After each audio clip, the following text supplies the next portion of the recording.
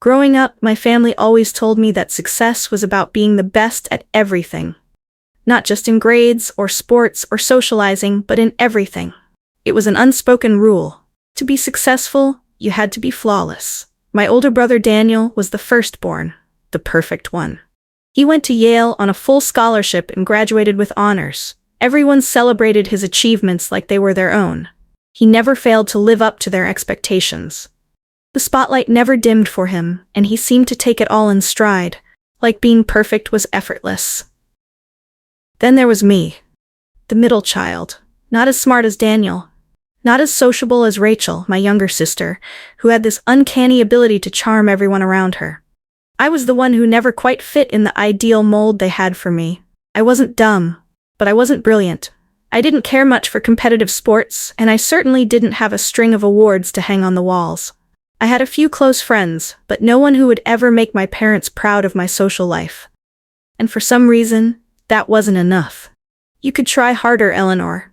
Daniel never needed reminding," Mom would say when my grades slipped.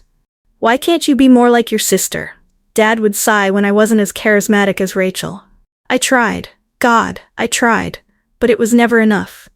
They always found something more to demand. Something better.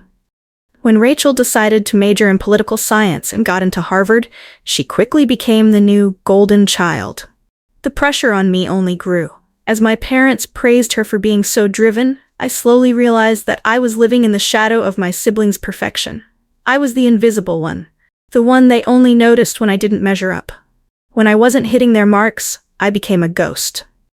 I wasn't an athlete like Daniel, nor did I have Rachel's natural gift for making friends, so I picked up the slack in other areas. Good grades, quiet and obedient, never complaining, always doing what I was told. And in return, I got nothing. Nothing but more expectations. They never celebrated me for being anything. They only noticed when I wasn't. The first time I felt completely invisible was when I was 18. It was Thanksgiving dinner, and we were sitting around the table. Daniel was talking about his latest achievements in business. Rachel was gushing over an internship she had gotten with a senator. And my parents were so absorbed in them that they forgot I was sitting there. In the middle of all the praise, I asked, "Don't you think I've worked hard too?" No one answered. Mom kept serving food, Dad kept nodding to Daniel's words, and Rachel smiled, looking so confident. It was as if I didn't exist at all. Later that evening, Mom told me, "If you want to be noticed, you need to work harder. If you want to matter, show us your drive. It's not enough to just exist." Her words hit me like a brick. I wanted to scream, to demand recognition, but instead I swallowed it. It wasn't worth arguing. It never was. Not when I was always the one who didn't meet expectations. I became used to being overlooked. Invisible. But I didn't know then that being invisible could be the key to becoming something more. When I left for college, I thought things would change. I thought, maybe when I was away, I would become someone else, someone worthy of their attention. But when I came back home during breaks, I realized it had only gotten worse. I was 21, and still the disappointment. The one who didn't excel. The one who didn't belong in the spotlight. I lived in the shadow of my siblings' successes, but even worse, I was okay with it. I stopped fighting. I became the quiet one who didn't demand attention. I accepted the fact that I was never going to be seen in the way I wanted. I resigned myself to being the good daughter, the one who did as expected. I didn't realize that this passive acceptance of my role, the quiet one, the overlooked one, would eventually turn into the very thing I would need to take back control of my life. But it wasn't until later, years after college, when I found my path on my own, that I truly understood how much I had been giving up just to stay small in their eyes. I didn't think I would ever become successful. Not in the way I imagined success growing up, not in the way that mattered to my family. But when I left my small town after college, I didn't just leave behind my family. I left behind their expectations. I moved to New York City with nothing but a suitcase and a dream. I found an entry-level job in a tech startup, worked long hours, often sleeping on a couch in the office. I didn't have time to miss home or to think about what I was leaving behind. Over the next few years, I built my own company. It wasn't easy.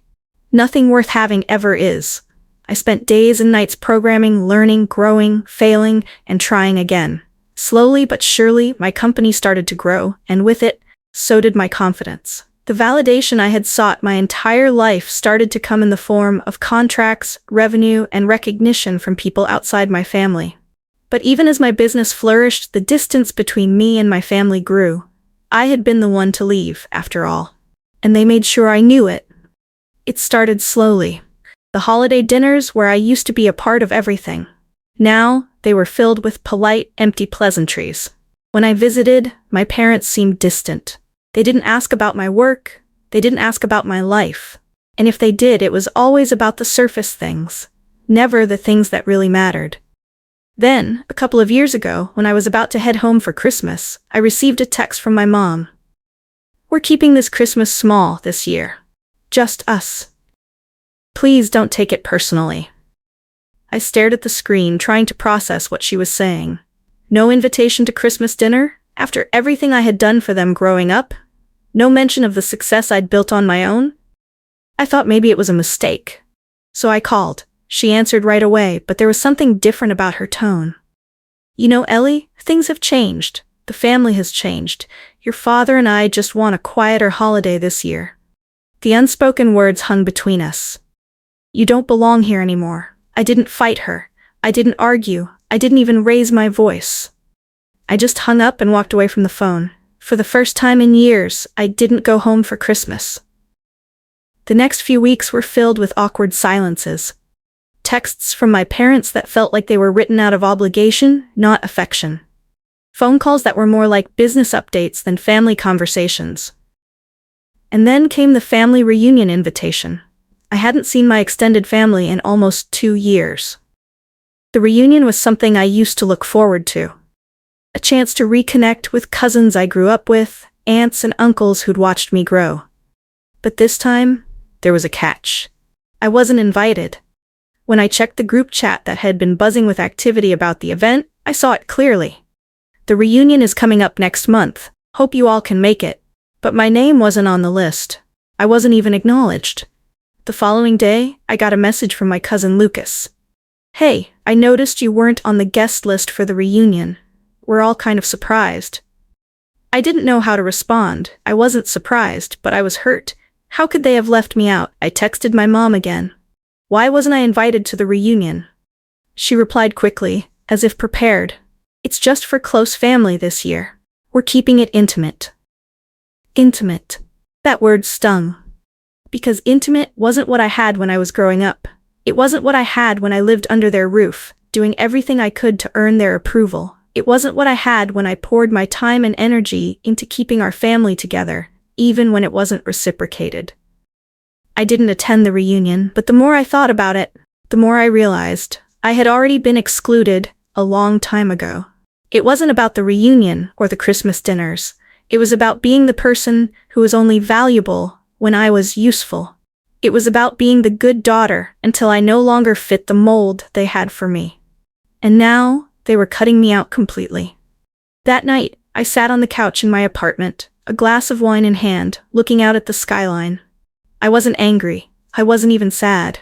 I was just free. For so long, I had been fighting to be seen, to be noticed. But the truth was, I had never needed them to see me. I had spent my whole life trying to fit into a family that didn't know how to love me.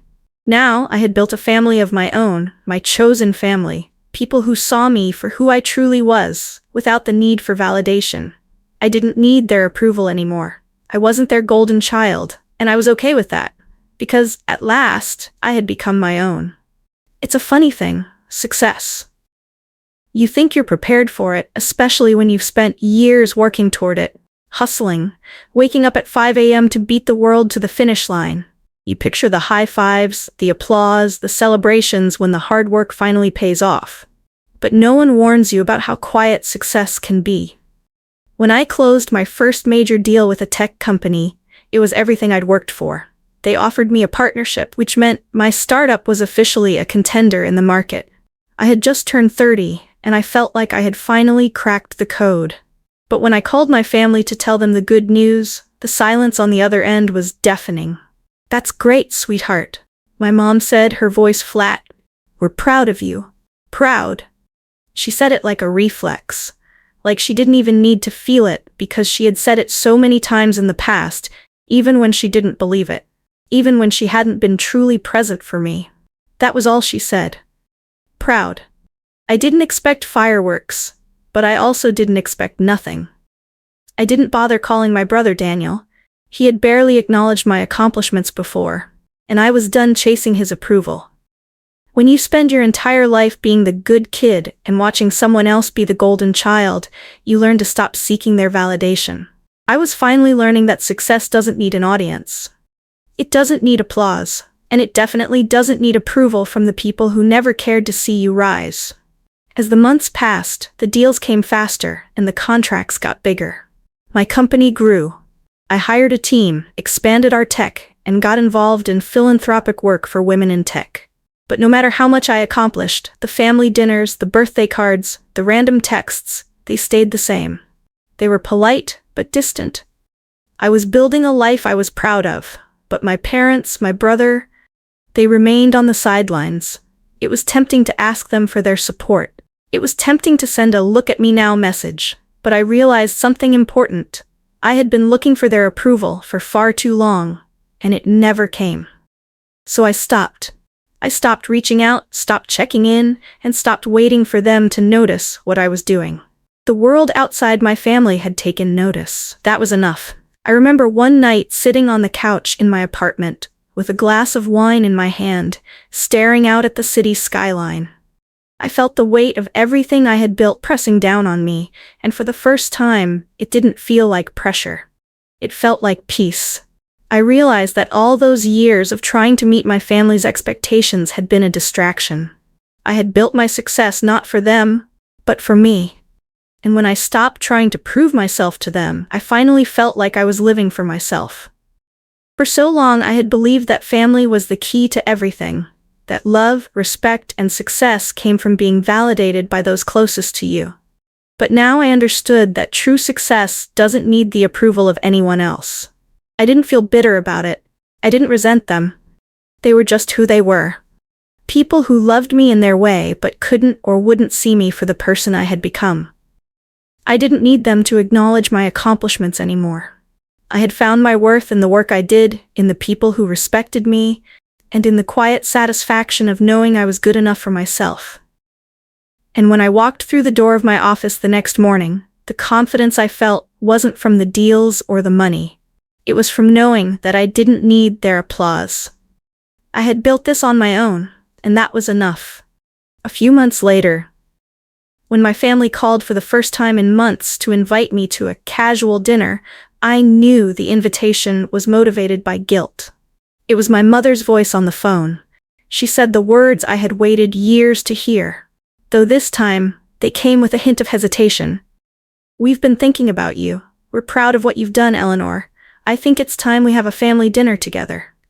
It was funny. The weight of their words didn't feel heavy anymore. It felt hollow. I told her I was busy. I told her I had plans. I told her I had finally found peace in the life I had built without them. And then I hung up. The next day I sat at my desk reviewing a new contract. My phone buzzed with a notification. Another offer to collaborate from a company that wanted to partner with my team. But instead of feeling the rush of excitement I once would have, I just smiled to myself. Because now, I knew what it was like to succeed, without needing anyone to tell me I had. I had become the architect of my own life. And that was all the validation I needed. I thought the worst was behind me. I had built my life in New York, far away from the expectations and judgments of my family. I had created something real. I had proven to myself and to the world that I could stand on my own, that I didn't need their approval. And yet, the phone call came when I least expected it. It was a Tuesday morning, just as I was finishing a meeting with a new potential partner for my tech company. I was feeling good about the day, the progress, the future. Everything was moving forward. But then my phone buzzed with a text from my mom. "We need to talk. Your father's been dealing with some financial issues, and we could really use your help." I stared at the text for a long time.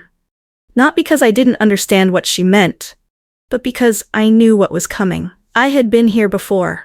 I thought about ignoring it. I thought about saying, "I'm too busy," but I knew better. I knew the pattern. I called her back. When she picked up, her voice was tight, forced. "Eleanor, we've been trying to manage, but your father's investments have taken a hit. We've had to make some tough decisions, and we're looking at losing the house if we don't get some help." I felt the familiar pull in my chest, the one that used to make me feel responsible for everything, the one that made me believe I had to fix everything for them. I didn't let her finish. "How much do you need?" I asked. Her silence on the other end spoke volumes.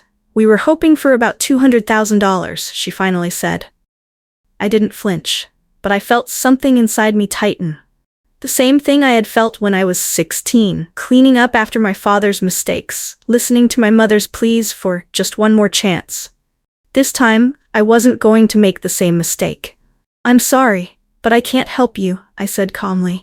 She didn't respond right away. There was a long, heavy pause. "You don't understand. We're your family. We've always supported you. We've given you everything, Eleanor. This is our time to ask for help." Her words hung in the air, each one like a jab to my chest. And for a moment I wondered if I was being cruel. Wasn't family supposed to help each other? But I knew the truth. I had been helping them for years. I had been the one to take on the financial burden, while my father got lost in his investments, while my mother played the role of the victim, and it had never been enough. They never saw me as anything more than the safety net they could fall back on when things went wrong. And now that they needed help, they thought they could call on me like nothing had changed. But I wasn't the same person anymore. I told her I couldn't help. I told her I had my own responsibilities now. And I did. I had my company, my team, and a life that I had built without them. It was hard to say no, but it was necessary. She didn't argue, she just said, "I understand." But the truth was, I didn't feel bad. I didn't feel guilty. I felt free. For the first time in my life, I wasn't chasing their approval. I wasn't the one expected to sacrifice for everyone else. I had learned that love is not a debt. It is not something you give endlessly, with no hope of return. And in that moment, I realized that true success is not measured by how much you give to others, but by how much you keep for yourself, your time, your energy, your peace. The following weeks were filled with tension. My family stopped reaching out. They didn't call. They didn't send any more holiday cards. There was no more "how are you" messages. I was forgotten again. This time not because I was out of reach, but because I was no longer the one they could rely on. I didn't feel sorry. I felt calm. And then, one afternoon, I got a call from my brother Daniel. It had been a while since I'd spoken to him. "Eleanor," he said, sounding hesitant, "I know things have been strained, but I heard about what happened with Mom and Dad. I know they've asked you for money, and I just want you to know that I'm sorry. I don't agree with the way they've been treating you." His apology was unexpected, but it didn't change anything. "Thank you, Daniel. But I've moved on. They have to handle their own mess now." He paused, and for a moment I thought he was going to say something else. But instead he just said, "I understand. I really do. I thought the distance between us would be permanent. But over time, I realized something. This distance wasn't a wall. It was a boundary. I had set it, and they had to respect it.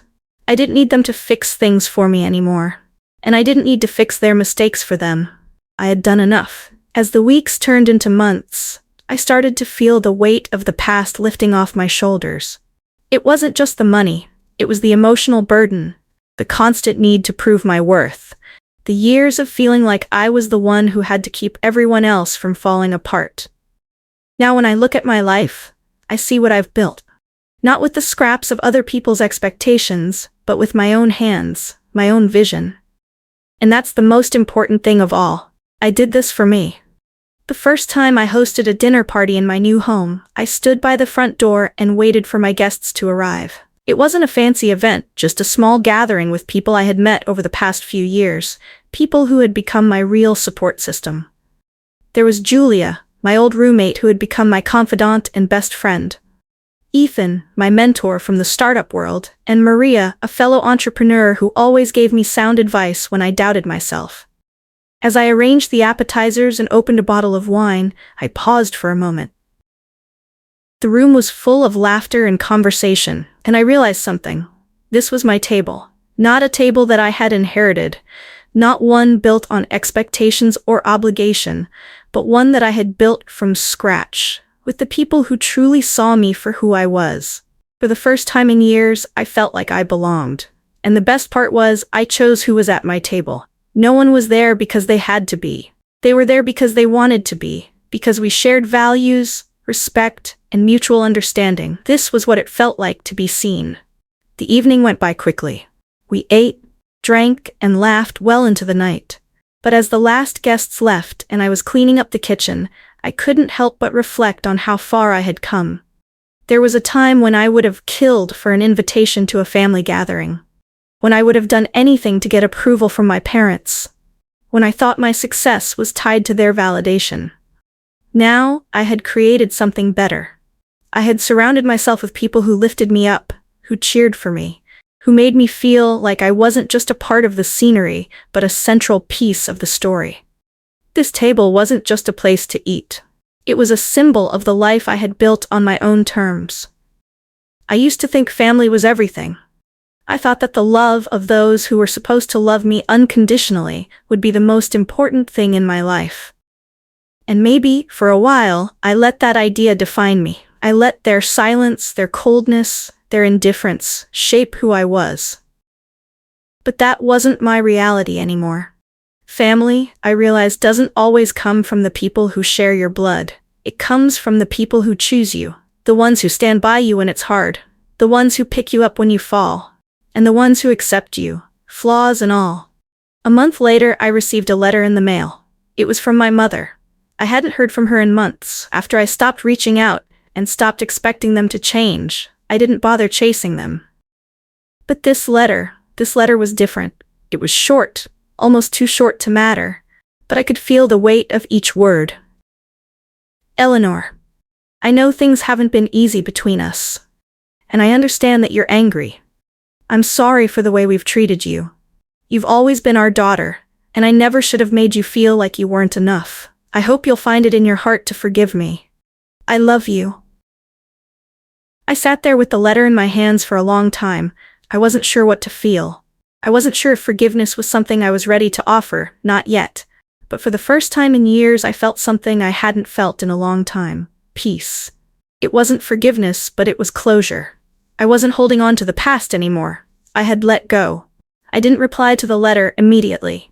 Instead, I put it in a drawer and let it sit there.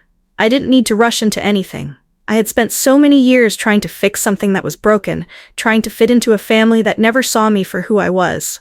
Now, I was building a life I didn't need anyone's permission to live. I would keep the letter. I would hold it close.